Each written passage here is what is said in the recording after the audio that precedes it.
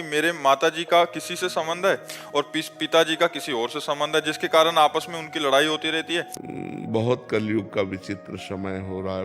अब इस पर हम क्या बोल सकते हैं। हमें लगता है बच्चों को अपने जीवन को संभालना चाहिए, ऐसे माता पिता से दूरी बना लेनी चाहिए। अब वो घर में है तो क्या किया जा सकता है, लेकिन अपने को सुरक्षित रखना चाहिए।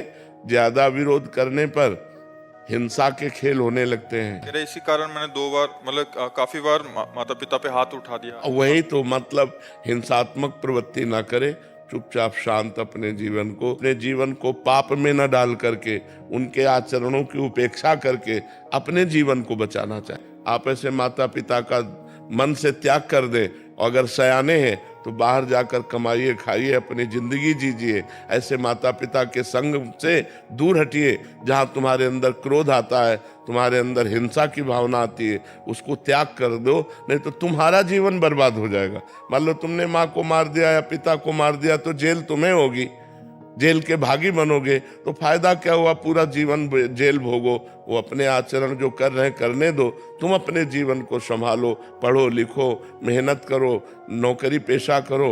अब ऐसे माता पिता से उदासीन हो जाओ जो ऐसे गंदे आचरण करने वाले हैं। तो हम बच्चों तुमसे प्रार्थना करते हैं कि तुम अपने जीवन को संभालो, कभी हाथ मत उठाना, उन्हें मारना नहीं, तुम दूर हो जाओ, नौकरी पेशा करो, व्यापार करो, अपने जीवन को जियो।